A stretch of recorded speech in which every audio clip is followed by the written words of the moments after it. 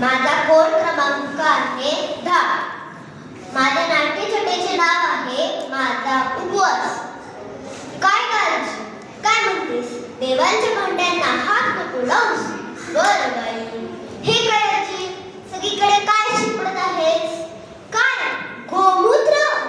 मी तरी कशी वेगळी? आज मोठ्या एकादशीचा उपवास, त्याच्यामुळे आजीची पूजा तासभर चालणार. आजी सगळ्यांना कालच बजावत होती. बरं का बाबांनो, उद्या आपल्या घरातल्या स्वयंपाकाला सुट्टी आहे. उद्या सगळ्यांनी उपवास करायचा आहे. बापरे, उपवास खूपच कठीण. आजी, झाली का तुझी देवपूजा?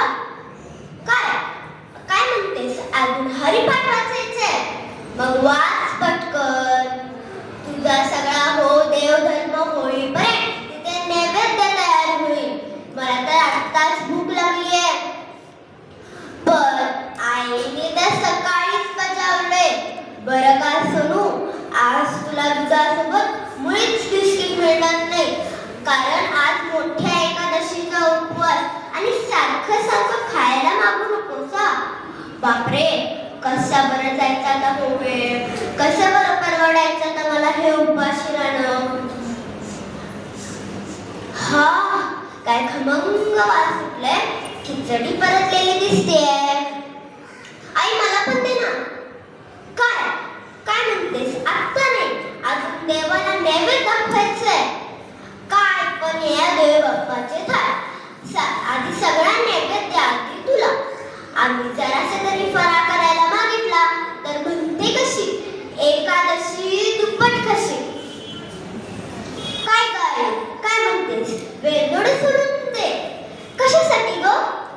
रव्याचे लाडू करायचे वाटतं. मला पण दे ना बाई. चुकले, उपवासासाठी चालत नाहीत म्हणे. देवा नारायणाला माझ्या पोटात तर कावळे ओढायला लागले. खरंच घेऊ दे की एक लाडू. फार तर काय लंगडा उपवास होईल. हे काय, आजीची आरती सुरू झाली वाटतं. आजी सगळ्यांना कालच म्हणत होती, देवाबद्दल मनात श्रद्धा असती की सगळं सोचता येतं. भक्तिभाव थोर आहे म्हणे. सगळे त्या भक्तिभावाने उपवास करतात. आपण हे एक दिवस उपवास करून बघावा. आजी तर असेच म्हणते, एक तरी उपवास करावा म्हणजे तब्येतीला बरं. बरं चल, मी पण आरतीला येते.